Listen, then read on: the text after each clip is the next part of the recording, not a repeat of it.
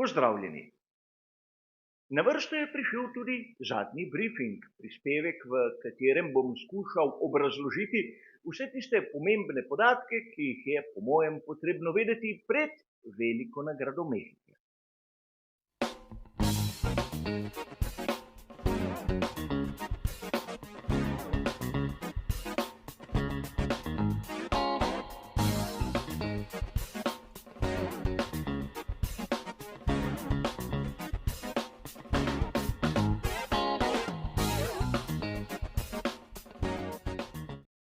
Tudi današnji zadnji briefing bo kot običajno razdeljen na tiste tri dobro znane dele.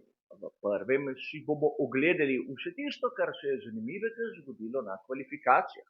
V drugem bomo našo pozornost usmerili k ritmu, ki ga je pokazala posamezna ekipa na samih prostih treningih, in poleg tega bomo skušali ugotoviti pravo razmerje sil, tudi s pomočjo ostalih podatkov, ki nam jih nudi telemetrija. V tretjem, zadnjem delu bom pa predstavil moje osebno lastno videnje glede možnih strategij na prihajajoči veliki nagradi Mehike. Začnimo s kvalifikacijami, kjer smo lahko videli res fantastičen, lahko bi dejali skorajda popolni krog Carlosa Sainza mlajšega. Španski voznik je prišel na tisto najboljše štartno izhodišče za nedeljsko dirko in tokrat je treba poudariti, da Charles Leclerc, ki je običajno boljši prav na tistem enem samem hitrem krogu, tokrat ni blestel. No ja, ni blestel. Drugi Ferrari je v drugi vrsti, tako da ni ogromno izgubil. A pri tem rezultatu ne smemo pozabiti niti na borbo za naslov svetovnega prvaka, kjer je zopet bil Max Verstappen boljši od Landa Norrisa. Spomnimo se, kaj se je zgodilo le teden dni nazaj, v tistem vikendu, ki je bil posvečen veliki nagradi Združenih držav Amerike. Tako na sprintu, kot tudi na sami dirki je Max Verstappen pridobil točke v primerjavi z Landom Norrisom. In če ne drugega, tudi iz psihološkega vidika so te kvalifikacije tudi neke vrste boleč udarec za voznika ekipe iz Wokinga, ki si želi postati svetovni prvak. Seveda, kdo na štartnem razporedu si tega ne želi. Ampak videli bomo, kaj bo dosegel na dirki. V vsakem primeru Lando Norris je matematično res prisiljen zmagovati, s tem, da mora nekako upati, da bo še kdo drugi prehitel Maxa Verstappena. In to zna biti izjemno težavno. Ne smemo pozabiti, da na kvalifikacijah sta bila dobra tudi oba voznika tovarniške ekipe Mercedes, ampak Mercedes, naprimer, že v prejšnjem vikendu nam je pokazal, kako med samo dirko z majhno variacijo zunanjih temperatur zna iti v krizo. Se bo kaj takega zgodilo tudi v Mehiki, osebno ne vem in upam, da so nekako ugotovili tiste prave nastavitve, ki nudijo neko stabilnost. A kot bomo videli pri ritmu, sam Mercedesa verjetno ne štejem prav med tiste prve favorite. In tu se moramo za trenutek zopet vrniti k McLarenu. Andrea Stella je bil pošteno razočaran nad kvalifikacijami, predvsem Oskarja Piastrija, ampak tudi Landa Norrisa. K Piastriju se bomo vrnili čez nekaj trenutkov. Rad bi poudaril nekaj. Lando Norris je bil najhitrejši tako v prvem kot v drugem delu kvalifikacije, ampak te progresije nismo videli v tretjem. In tudi zaradi tega bi lahko dejali, da je psihološki učinek, ta boj z Maxom Verstappenom, tista največja ovira, tisti največji izziv, ki ga ima v tem trenutku britanski voznik. Ampak treba je dodati še nekaj, da dirk bo zmeraj in zmeraj manj, konec sezone se bliža in Lando Norris nima časa razmišljati o tem, kako bi lahko premagal Maxa Verstappena. Lando Norris, če želi biti svetovni prvak, mora premagati Maxa Verstappena oziroma mora začeti zmagovati in tako premagovati vse. Ampak vrnimo se k Oskarju Piastriju, ki je po verjetno mnenju marsikoga največje razočaranje teh kvalifikacij. Izpadel je v prvem delu, kjer je napravil v 12. ovinku napako, kar ga je poneslo čez robnik in brisali so mu tisti čas. Ampak po navedbah samega Oskarja Piastrija, tudi če mu ne bi izbrisali tistega časa, je bila napaka prehuda in tako je nekako priznal svojo nerodnost v tistem poizkusu hitrega kroga. Treba je povedati, da njegov čas, ki ga je postavil v Q1, je bil približno zaokroženo sekundo slabši od tistega, kar bi lahko pričakovali glede na rezultate iz prostih treningov. In verjamem, da marsikdo sedaj bo začel s kritiko, da Oskar Piastri pač ni tak fenomen, kot nekateri pravijo oziroma kot nekateri pravimo. Ampak tu bi vam rad pokazal nekaj, kar verjetno je marsikdo pozabil. Rezultate kvalifikacij iz Velike nagrade Mehike v sezoni 2023. In verjetno se kdo sprašuje, kaj počne Lando Norris tam zadaj. Napravil je napako skoraj da identično oni, ki smo jo videli pri Piastriju. Dogaja se s tem, da marsikdaj pozabimo, da to je druga polna sezona, ki jo Oskar Piastri vozi v Formuli 1. Torej vidimo lahko, da ima mladi avstralski voznik ogromen potencial in ogromno stvari, katerih se jih mora še naučiti, ampak kadar jih bo obvladal, verjamem, da bo bistveno više. Zanimivo bo videti, kaj se bo zgodilo na sami dirki. Namreč začel jo bo tam kot Sergio Perez.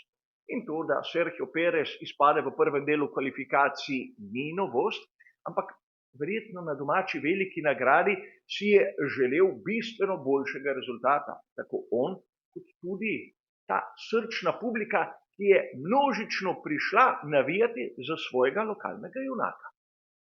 Ampak tu je treba poudariti, da vsaj po uradnih izjavah Sergio Perez je imel težave z zavorami, videli bomo, kaj se bo zgodilo in verjetno pregrevanje prav zavornih diskov in ploščic je bila tista glavna težava, ki jo je imel na kvalifikacijah. Ampak tu seveda so odprte razne teorije.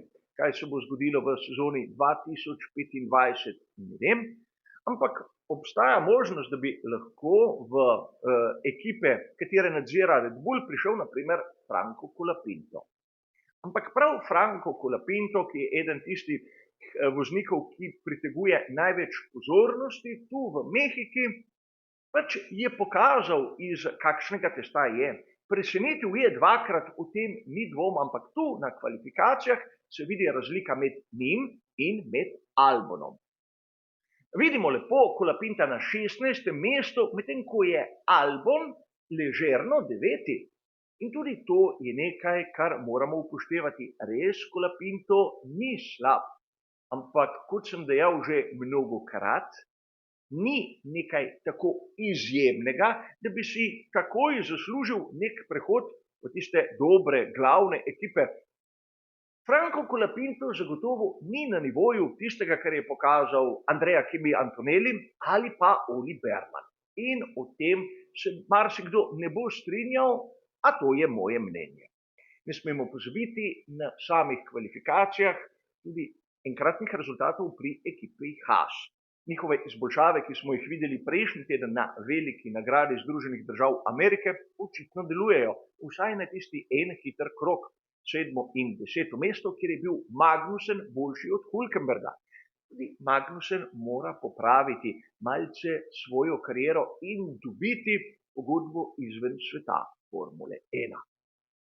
Ampak tu smo videli pravzaprav, da na samem začetku dirke za veliko nagrado Mehike, tam v prvih vrstah se lahko zgodi marsikaj in to marsikaj zanimivega. Bojeviti vozniki, ki si bodo skušali izmakniti mesta že takoj, ko se bodo ugasnile luči na semaforju. Ampak v tem trenutku je potrebno razumeti tudi, kakšen bo tisti pravi ritem za prihajajočo dirko. In to je treba poudariti, da na prostem treningu smo videli ono testiranje pnevmatik za naslednjo sezono.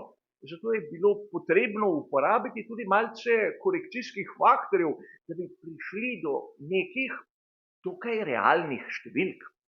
Ampak, če pogledamo ta graf, ki je bil objavljen na uradni spletni strani Formule 1, bomo takoj ugotovili, da Red Bull, Ferrari, Mercedes in McLaren so dokaj poravnani. Tisti ritem v manj kot 0,2 sekunde pomeni, da pravzaprav ni občutnih razlik. In enako nam potrdi ta druga študija, ki nam v bistvu kaže ritem in tisto povprečje, ki ga je voznik dosegel. Prav tu je zanimivo, kako prve 4 najmočnejše ekipe v Mehiki so v bistvu skorajda enako hitre.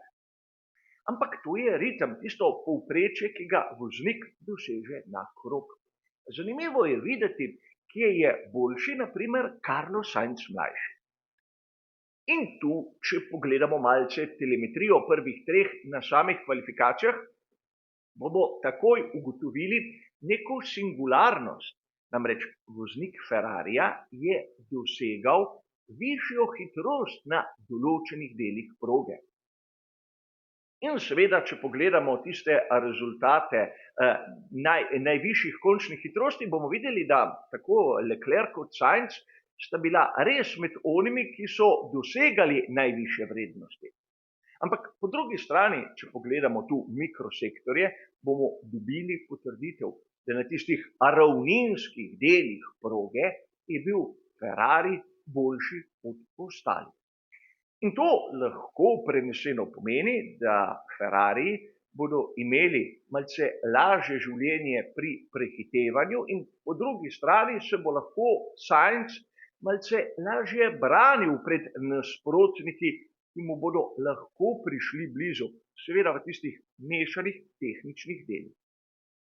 Ampak lahko bi dejali, da tu Ferrari izgleda, da ima določeno prednost pred konkurenco, čeprav so razlike minimalne in bomo videli skupaj, kako se bo to odrazilo na progi. In seveda sedaj, ko smo malce razumeli tudi, kaj lahko pričakujemo od ritma, je potrebno še nekaj minut porabiti za tisto mojo osebno napoved glede možnih strategij. In kot običajno, gre za moje izračune, moje predvidevanja, ki so lahko absolutno napačna. Videli bomo v tistem skupnem javljenju v živo, tudi kaj je napovedal Pirelli, v ponedeljek v samem komentarju pa sledi bolj podrobna analiza.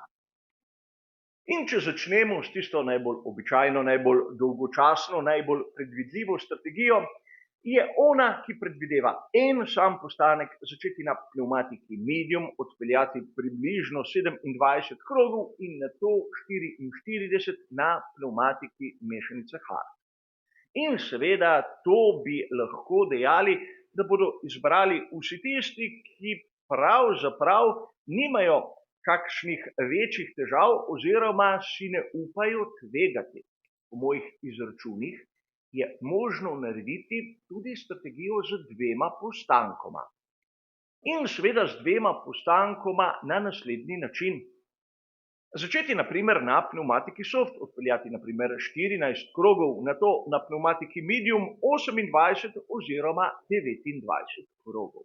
Če je kdo sledil, kako so porabili vozniki pnevmatike na samih prostih treningih, je verjetno prišel do rezultata, da nekateri bi lahko, kajti uradnih podatkov še ni, za samo dirko imel na razpolago 2 seta medium, ampak videli bomo skupaj. Seveda tisti del na soft je lahko prisoten na začetku, ampak lahko bi ga prestavili na sredino, kar je manj verjetno, ali pa na konec. In kot ste videli na sami grafični predstavitvi, bi bilo mogoče namesto pnevmatike soft uporabiti tudi pnevmatiko hard, ampak tu bi pomenilo, da ima nekdo očitno velike težave z pregrevanjem.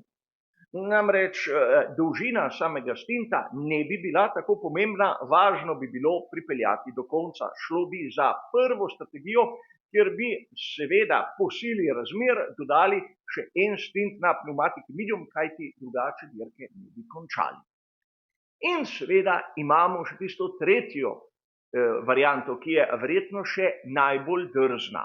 In tudi ta je z enim samim postankom. Začeti na pneumatiki hard. In seveda približno po 51 krogih natekniti pneumatiko soft in iti do konca, še preostalih 20 krogov. Seveda možno je tudi obrniti oba dela, o tem ni najmanjšega dvoma, ampak nudi nam neko malce bolj drzno strategijo, nek bolj drzen pristop, kjer bi v prvem delu voznik, ki bi vztrajal na progi, nekako pridobival vmes, tako bi se drugi pred njim ustavljali, na koncu s prazno posodo za gorivo bi bil pa izjemno konkurenčen na tisti mešanici soft, ki bi mu nudila v zadnjih krogih res enkraten ritem. Ampak, kot sem povedal, moje videnje, moje predvidevanje. Kot sem že na kratko omenil, dobimo se v tistem javljanju pred začetkom same dirke za veliko nagrado ob 8 po novi uri, ukolikor kdo sprašuje. In seveda tam si bomo ogledali napovedi strategij, zadnje novice, na voljo bom za odgovarjati na vsa vaša vprašanja ter pobude in seveda tako se bomo pripravili na začetek te, mislim, da po vsaj napovedih dokaj zanimive dirke. A kar se tiče našega zadnjega briefinga, bo pa to vse. Hvala za vašo pozornost in nasvidenje.